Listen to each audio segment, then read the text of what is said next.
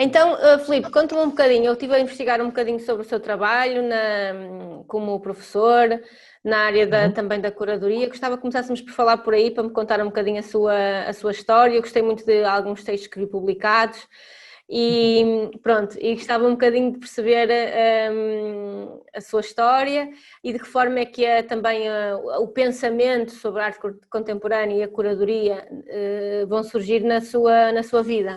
Bem, vou responder essa pergunta bem brevemente para não me alongar.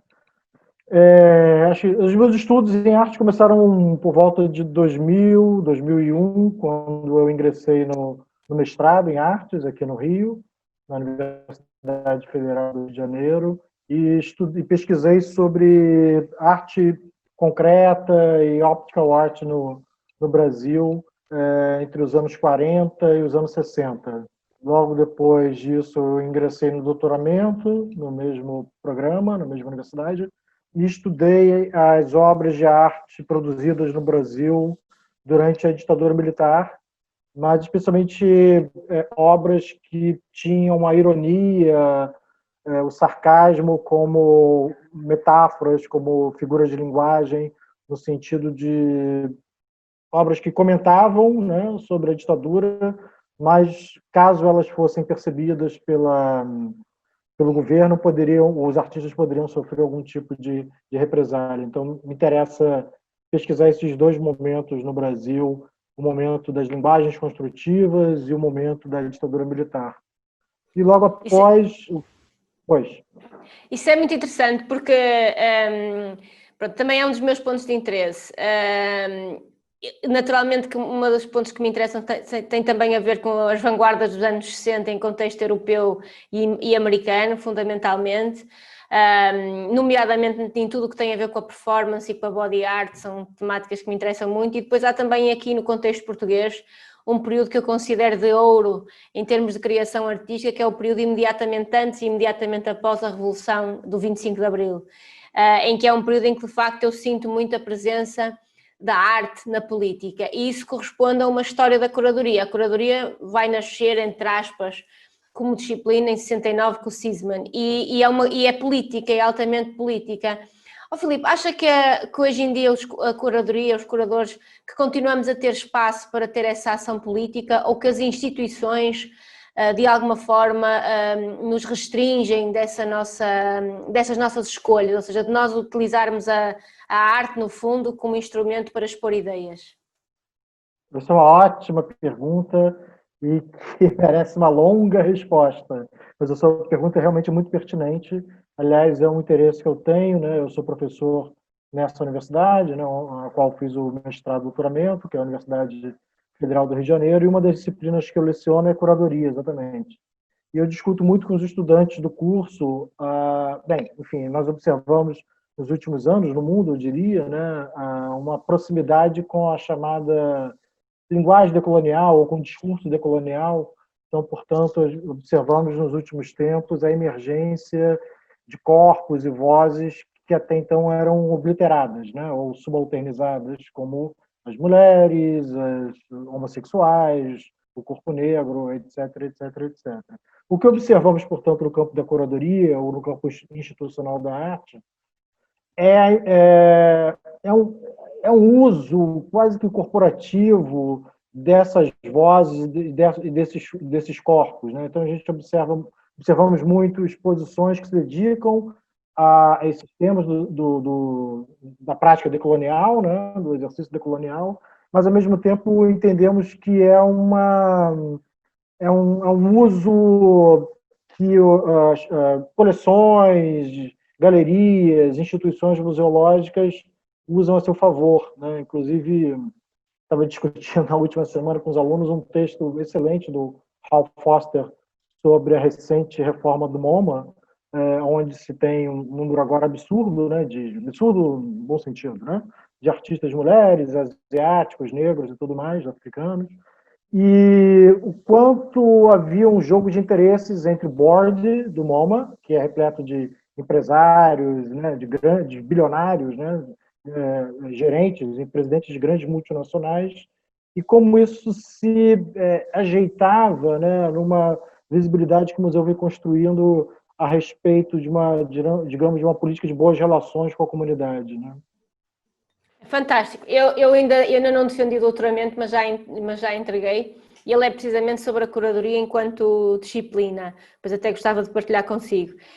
E de facto eu falo muito sobre essas questões, eu entendo que nós terminamos mais ou menos o milénio anterior colocando o museu, e acho que esse é um bocadinho o exercício do MoMA, o museu estava no topo da cadeia do sistema da arte, ou seja, era um museu que legitimava e que ditava as regras e também as tendências. Eu acho que hoje em dia o curador suplanta um bocadinho esse papel do museu, não é? Portanto, é uma figura muito importante. E eu gosto de pensar que essa importância pode e deve também ser usada para nós fazermos ativismo, se quisermos, para nós passarmos mensagens, etc.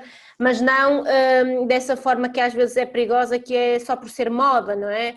Outro dia eu conversava com umas amigas sobre a tendência do ser vegan, não é? Hoje em dia ser vegan é quase como se fosse uma moda, parece que é obrigatório, não é?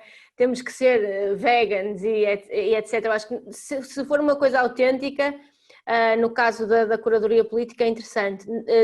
Não sendo, perde-se também aquela possibilidade de trabalhar com artistas, e já vamos aqui a esta nossa Bienal, de trabalhar com artistas que se interessam apenas em pesquisa plástica, porque há muitos, não é? Que não têm esse engajamento político tão evidente e que estão interessados em pesquisar plasticamente e experimentar tecnologias, materiais, formas, e isso também é uma tendência do nosso tempo, não é? Esse quase autismo, não é? Esse confinamento permanente dos artistas que estão interessados noutro tipo de pesquisa. E este ano o tema a Bienal de Cerveira é a Bienal de Arte Contemporânea mais antiga da Península Ibérica, portanto Portugal de Espanha, é uma das mais emblemáticas em contexto europeu e tem uma particularidade porque ela localiza-se num ponto muito a norte, em Portugal, que é um país pequenino, comparado com o Brasil,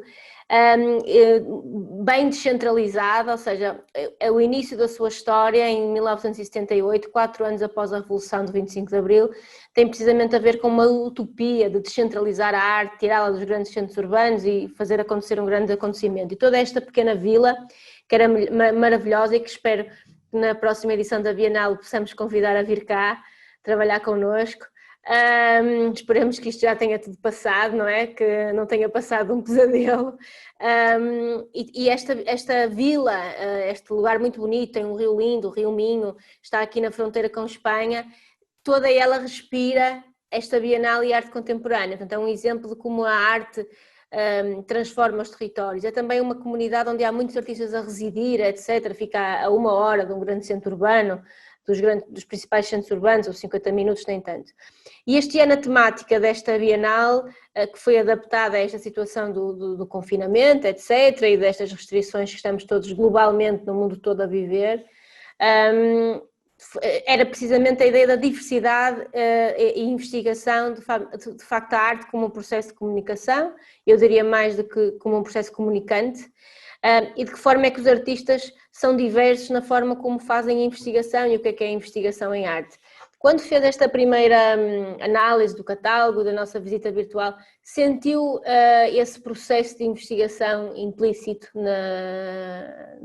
nas propostas que o nosso júri selecionou? Sim, sem dúvida. Eu acho que a parte da sua última fala se reflete muito na Bienal, especialmente no tocante a uma experimentação da linguagem que não necessariamente ela toca, né, lá dentro do território político, né, político stricto sensu, né, como você comentou, o cenário, né, norte-americano, europeu, dos anos 60, a eclosão das performances, das linguagens minimalistas, né, a arte conceitual. À primeira vista, a primeira percepção que eu tive foi de um interesse geral dos artistas em explorar os limites da arte, né? Explorar os limites da linguagem, explorar os limites plásticos, né, mesmo. Mas, curiosamente, quase que me contradizendo, um artista que me chamou muito a atenção, em especial na curadoria da Fernanda Boas, né, livro de artista Diversidade de Espaços, foi Cipriano, né, um artista Maravilhoso. da Guiné-Bissau, e que me pareceu explorar um outro dado, né, diferentemente do que eu acabei de dizer. Eu acho que no trabalho de Cipriano há, sem dúvida, um vetor, né, que se desloca em relação à política, né? Não só porque é um artista de África, mas singularmente um artista que cria, aí falar um pouco aqui do Brasil, acho que cria algumas situações tangenciais à arte contemporânea brasileira, né? Há, como eu disse na primeira fala, um interesse muito grande dos artistas cá em dialogar sobre suas origens, né, especialmente os artistas negros, sobre a questão da ancestralidade, em questionar, né, esse lugar da metrópole e colônia. Então, fiquei muito entusiasmado ao assistir o trabalho de Cipriano, assim como dos outros artistas da Bienal e, em particular, os artistas que fazem parte da curadoria de Fernanda. Mas A Fernanda tinha uma exposição muito boa e sobre isso o Filipe tocou num assunto que me tem inquietado muito e sobre o qual também tenho falado com os meus alunos, eu também dou aulas na universidade. Curiosamente, nós em Portugal, Filipe, imagino que saberá, tanto nas Belas Artes do Porto como na Universidade do Minho, tenho muitos alunos brasileiros, tenho imensos alunos brasileiros, há de facto uma vaga muito grande de brasileiros que vieram para Portugal nos últimos anos. O ano passado eu tinha uma turma em que só tinha um português. E é muito interessante porque permite-me fazer trabalhar uma questão a propósito da história da arte, e nomeadamente da arte contemporânea, que é uma coisa que eu sinto. Eu sinto que a arte contemporânea, ou aquilo que nós vamos designando por contemporâneo, porque eu digo isto muitas vezes, há muitas pessoas a produzir agora que estão a produzir com vinculações aos modernismos, ou seja, não necessariamente naquilo que nós vamos definindo, porque é uma definição em construção como contemporânea. E aquilo que eu sinto é que a arte contemporânea tem este intervalo super interessante, que é, ao mesmo tempo que eu acho que ela é altamente global, ou seja, nem sempre é imediato. Quando eu olho para uma criação artística hoje em dia, eu percebo que ela é da China, da Índia, do Brasil, africana, europeia, etc. Ou seja, ela tem tecnologias, tem meios, tem formas comunicantes que são verdadeiramente globalizantes, isso é super interessante.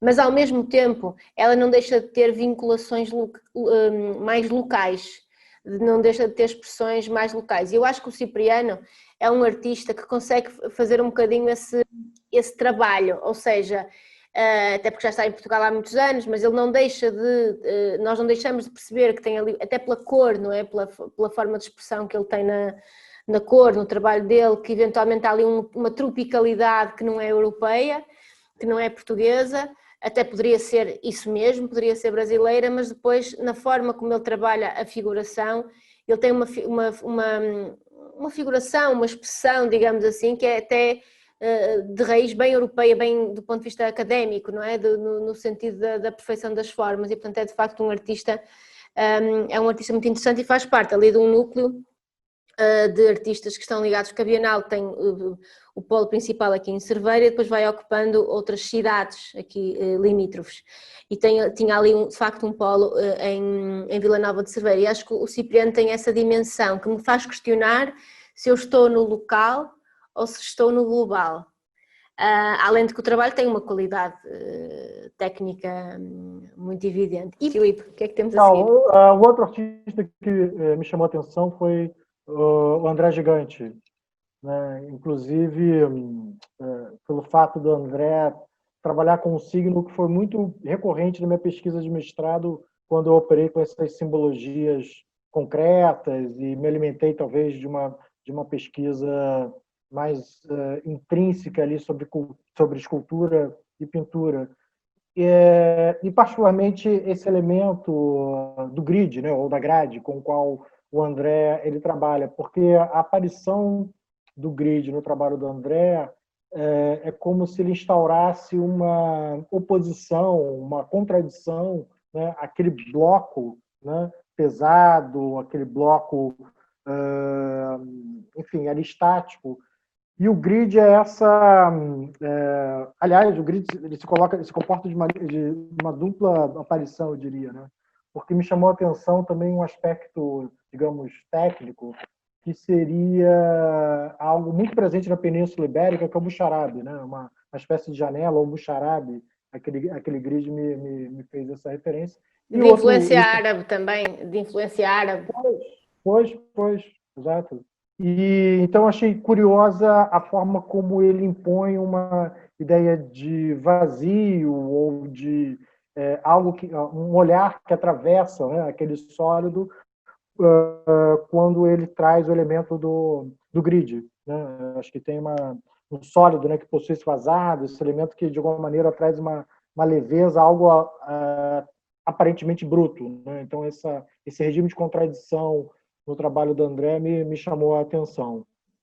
Ele é um artista que trabalha mesmo nos limites, que ele também trabalha muito com fotografia, tem um trabalho muito extenso do ponto de vista das tecnologias. Acho que essa questão dos limites é interessante. E tem uma circunstância também, né? Claro, ele está dentro de uma curadoria de livros de artista e me chamou a atenção que é um trabalho branco, né? Enfim, não existe nenhuma cor naquele trabalho. E aí, poeticamente, eu lucubrei a imagem de uma página em branco, né? De um espaço livre para construção do olhar desse outro, né? Um regime de alteridade ali que se coloca, né? Uma página em branco que está prestes a ser completada, enfim, que está pronta para um exercício livre da imaginação. Um outro trabalho que me chamou a atenção foi o da Fernanda Araújo. É um trabalho que tem uma proximidade também grande com a pintura, né? Enfim, também falo a partir de uma pessoa que não esteve, né, na Bienal, quer dizer, não viu o trabalho em loco, mas a Fernanda me parece ter um interesse grande na pintura, né? E como esses dois suportes, livro e pintura, se completam de uma maneira muito magistral assim, no trabalho dela, né? É um trabalho bem lírico também, né? Ao contrário de outros trabalhos desse recorte curatorial, onde se tem um aspecto muito gráfico, às vezes um aspecto que cria relações muito próprias, eu diria, com uma linguagem urbana, com a cidade. E o trabalho da Fernanda me pareceu um trabalho mais introspectivo e lírico, né? Essa compreensão também do livro ser um espaço pictórico no sentido de uma experimentação mesmo de linguagens e de situações plásticas, né? E eu acho que muito ele bonito. possui... Sim, é muito bonito porque a Fernanda tem uma história, já não é uma artista dos mais jovens, mas dedicou-se integralmente à pintura, neste caso, que é diria assim, a tecnologia principal dela, só depois de deixar a atividade principal que teve toda a vida na área da saúde. E, portanto, há muitos artistas assim, há muitas pessoas que, no fundo, fazem uma carreira tendo que pagar as contas, como se costuma dizer, e só depois, quando a vida dá outro conforto, se dedicam na íntegra. E ela é uma das artistas que reside aqui na comunidade artística de Vila Nova de Cerveira. Portanto, e a paisagem aqui é um elemento muito forte. A montanha, o rio, isto é muito bonito de facto. E isso está super marcado, esse lado lírico, telúrico, está super marcado na obra dela, e é muito bonito como o Filipe, não a conhecendo, fez uma leitura tão boa, e de facto o trabalho dela também representa o sonho, não é? A utopia, porque no fundo é a concretização a uma dada altura da vida daquilo que se foi perseguindo e que a dada altura se faz. E ela tem um ateliê aqui no centro da vila e de facto todo dia, pinta todo dia, e tem essa influência da paisagem. E nesta abordagem ao livro que ela também fez, eu também achei interessante a delicadeza, não é? De alguma forma como ela fez a abordagem. Eu ia ressaltar isso também, Helena, o fato de como a Fernanda lida exatamente com a delicadeza e uma suavidade, né? A paleta dela, quer dizer, a forma como ela traduz essa expressão plástica é muito leve, né? Quase uma forma aquosa, né? É uma tinta que preenche o papel de uma maneira muito pouco densa, né? Suave mesmo, né? E delicada, como você muito bem colocou. Deixa-me ver o próximo. Tem um livro que eu achei ímpar também nessa exposição, foi o Mater, de Rui Carvalho, né? O Rui me parece operar dentro dessa lógica do fotolivro, que vem tendo, quer dizer, já tem uma história dentro da história da arte, mas que vem tendo uma apreciação muito grande, né, nos últimos anos. Acho muito interessante a maneira como ele, já que a gente acabou de falar sobre paisagem, né? Você tocou no âmbito da paisagem a respeito do trabalho de Fernanda. Acho que Rui também traz essa circunstância da paisagem para dentro do trabalho dele. Claro, com uma outra dobra, né? Sobre um outro regime, né? De visibilidade, de potência, né? Ali acho que você tem a égide da fé, né? Sendo colocada no trabalho de Rui, mas a maneira como as fotos elas vão criando uma espécie de história sequencial, né? Como as fotos elas vão criando uma narrativa muito própria, né? E tem uma dupla situação interessante, me pareceu, no trabalho dele, porque as fotos elas criam um conjunto, né? Portanto, uma narrativa, mas ao mesmo tempo elas possuem a sua autonomia, a sua individualidade, né? É um livro que se transforma numa espécie de álbum, né? O livro enquanto álbum, né? Imagens que substituem, entre aspas, as palavras, né? Acho que uma ideia de que nada mais precisa ser dito diante dessa narrativa que seduz, mas que, acima de tudo, celebra uma história que precisa ser compartilhada. Então, eu acho interessante a forma do livro, né? A forma como o Rui compôs esse livro, né? E essa, que eu vou chamar de uma formatação serpentinada, né? Lembrando uma cobra, uma serpente, a maneira como o trabalho, a obra está sendo exibida na Bienal, acho que permite ao público tomar contato com a história que Rui nos apresenta de uma maneira por completa, né? Numa só visada. E acho que, Filipe, só para terminar, força. ainda sobre o último detalhe sobre o trabalho de Rui, claro, dentro da lógica do recorte do livro, e expondo o livro, portanto, nessa forma serpentinada, perde-se, em certa medida, a expectativa de folhear o livro, né? Porque o livro ele é dado de uma só vez, né? O que, claro, de maneira nenhuma isso significa algo ruim para a experiência, né? Pelo contrário. Filipe, parece-lhe que a fotografia é um meio, cada vez até com uma dimensão mais democrática, não é? Parece-lhe que essa democratização, essa facilidade de acesso à tecnologia vulgariza um bocadinho a fotografia enquanto a possibilidade da fotografia ser trabalho artístico? Olha, isso também é um ótimo questionamento que você acabou de colocar. Eu acho que uma tarefa árdua que os fotógrafos e fotógrafas, né, no meio de arte têm para si. Realmente é um dilema que se colocou muito fortemente nos últimos anos.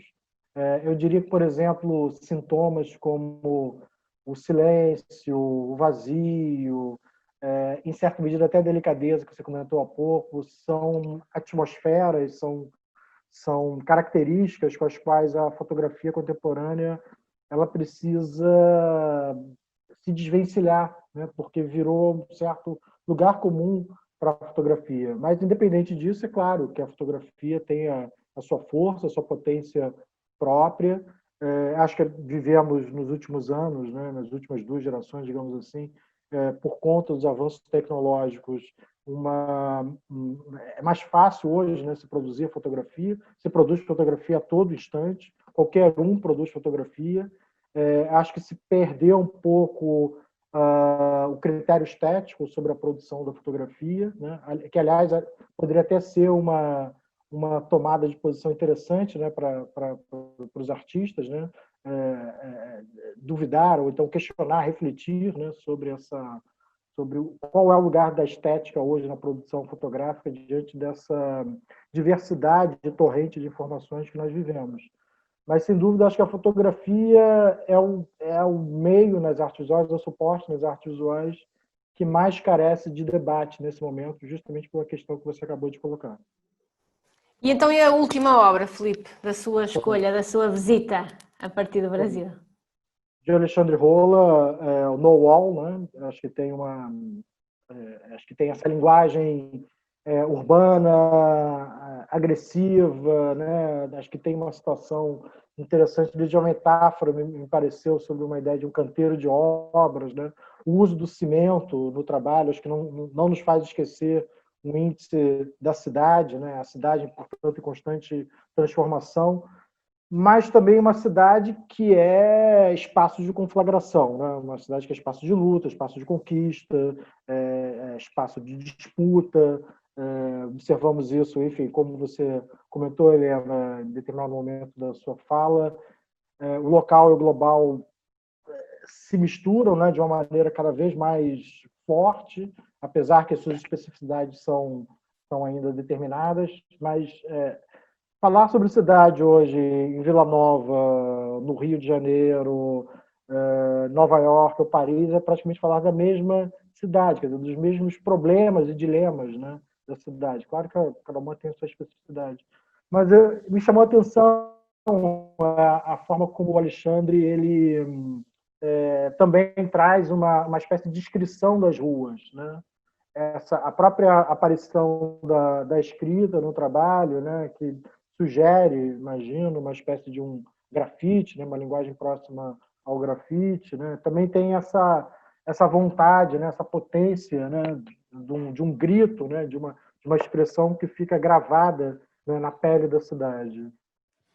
O Alexandre Rola, já tenho trabalhado muito com ele também em curadoria, em diversos projetos de curadoria, e ele o trabalho dele é precisamente esse. Ele é um acumulador, ele anda pelas ruas e ele faz recolha de cartazes, não é? Cartazes que se acumulam nas paredes, nos muros, nas ruas, ele arranca os cartazes e leva-os para o ateliê. O ateliê dele, o caos, parece o ateliê do Francis Bacon, com aquele caos todo cheio de coisas, e depois trabalha nessa acumulação, ou seja, volta a montar a partir dessa acumulação e insere desenho, figuração sobre isso. No caso deste livro, eu estava muito curiosa, porque conheço o trabalho dele mais de escala média e de escala maior, com o qual já trabalhei, e estava curiosa para saber como é que ele ia resolver a questão do livro, não é? Porque quando pensamos nesta questão dos livros de artista, eu fico muito contente de ter trazido esta exposição, porque de facto esta exposição da Fernanda estava muito boa. Estava muito bem montado. O espaço que lhe foi atribuído dentro dos vários espaços da Bienal era bem pequeno e ela deu uma volta super interessante ao espaço, criando uma espécie de imersão, não é? De experiência imersiva, respeitando cada obra de arte, mas ao mesmo tempo não evitando os contágios que necessariamente quando nós temos pouco espaço acontecem. E eu estava curiosa de ver como é que o Alexandre Rola ia resolver a questão do livro. E de facto ele conseguiu, porque ele depois também trabalha com agregações de cimento e de outros materiais, sempre com essa ideia da rua, da estética, da arte urbana, partindo da dimensão original da arte urbana e da sua estética original, do grafite, mas fazendo uma outra coisa, porque ele depois trabalha o suporte objetual. E a minha última pergunta, Filipe, era precisamente essa. Nós, curiosamente, tivemos no final de 2018 ou 2019, já não sei precisar, uma exposição fantástica aqui, porque a Bienal, além de ter a exposição da Bienal de 2 em 2 anos, depois o espaço do museu tem sempre exposições temporárias, do espólio, etc. E nós tivemos uma exposição organizada em parceria com uma artista brasileira, que é da Bahia, a Daniela Steele, que é baiana e que também já teve muitos períodos em Portugal, de livros de artista. E era enorme, era uma exposição com 80 e tal artistas de Portugal e do Brasil, com portugueses e brasileiros, e uma das questões muito interessantes do livro de artista tem a ver com a portabilidade, ou seja, de que forma é que o formato da arte postal ou do livro de artista atravessa as barreiras. Mas hoje em dia nós temos os artistas a fazer outra coisa, é tirar da ideia dessa noção base de livro e a crescer muito nos objetos. Esta volatilidade, esta mutação dos conceitos parece-lhe interessante, ou seja, parece-lhe que o livro, o postal, etc., são só um motivo e que no fundo depois o que se afirma é sempre a plasticidade de cada artista? Outra ótima pergunta. Eu vou só apenas fazer um rápido background aqui de livro de artista no Brasil, que talvez bata também com o background do livro de artista em Portugal. Bem, enfim, como eu comentei com você por e-mail, há mais ou menos 5 anos eu venho me dedicando a uma exposição do acervo do Banco Itaú, né, sediado em São Paulo, e essa exposição, enfim, no intervalo de 5 anos, já visitou 6 cidades aqui no país. E quando me convidaram para pensar livro de artista a partir do recorte da coleção do banco, eu não quis selecionar as obras que comumente se entendem como livros de artistas. Aliás, um rápido parênteses, acho que isso acontece também na exposição de Fernanda, porque não são exatamente os livros de artista que pelo menos o nosso meio artístico, né, das artes visuais, ele entende. Acho que há uma ampliação, né, da ideia de livro de artista. E aí, esse começo eu entendi a partir dos convites, primeiro, periódicos que foram produzidos por artistas ainda durante o Segundo Reinado, né, no Brasil, quer dizer, a segunda metade do século XIX, né, antes da proclamação da República, Dom Pedro II aqui no Brasil, e havia uma série de periódicos que tinha uma tendência abolicionista ou que criticavam, né, o Dom Pedro II. Isso começa na segunda metade do século XIX. Depois, a partir da primeira metade do século XX no Brasil, com mais força, se tem o quê? O convite das editoras para que os artistas fizessem a capa dos livros ou fizessem as ilustrações, geralmente de poetas, de escritores. Enfim, o que eu quis trazer, e acho que isso acontece na exposição da Fernanda por um outro viés, é entender que a ideia de um livro de artista, primeiro, ela está muito centrada na ideia de mercado, ela está centrada também numa ideia de subsistência do próprio artista, como você comentou em determinado momento do nosso encontro. Então, portanto, ela é muito ampla, né? Ela não se dá apenas de uma forma objetual, né? Mas ela se dá no sentido plástico, né? Do universo das artes plásticas.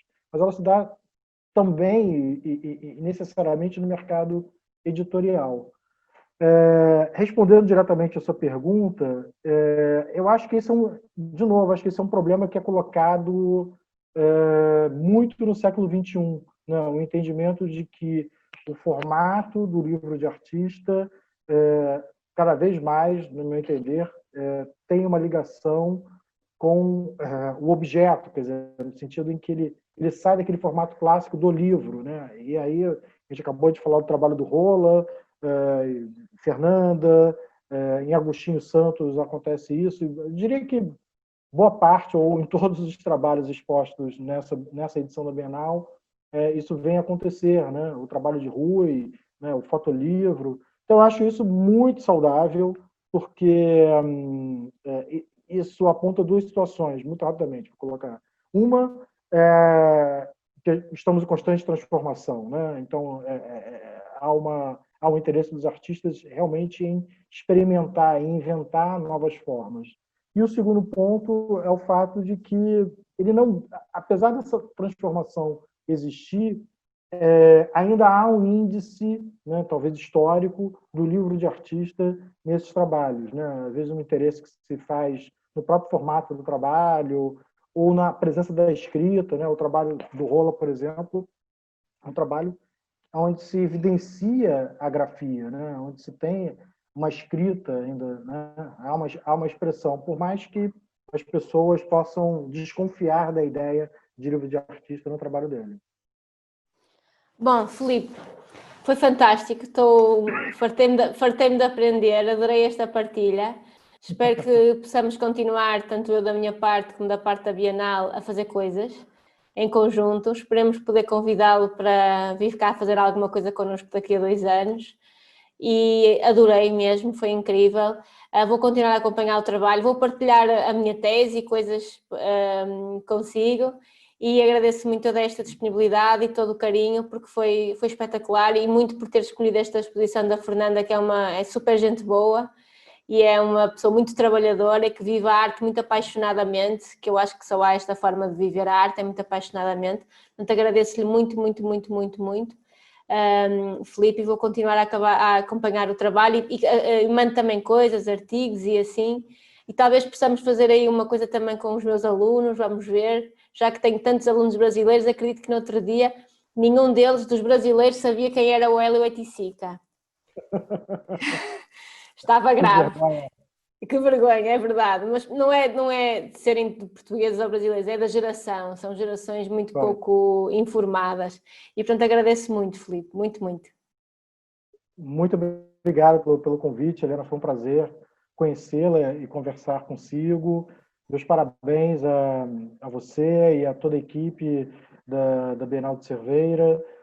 Espero continuar, enfim, cooperando com vocês. E parabéns a Fernanda pela curadoria, aos artistas, em particular, desse recorte curatorial e, claro, a todos os curadores e artistas que participaram da edição dessa Bienal. Obrigada, Felipe. Beijinhos. Beijos.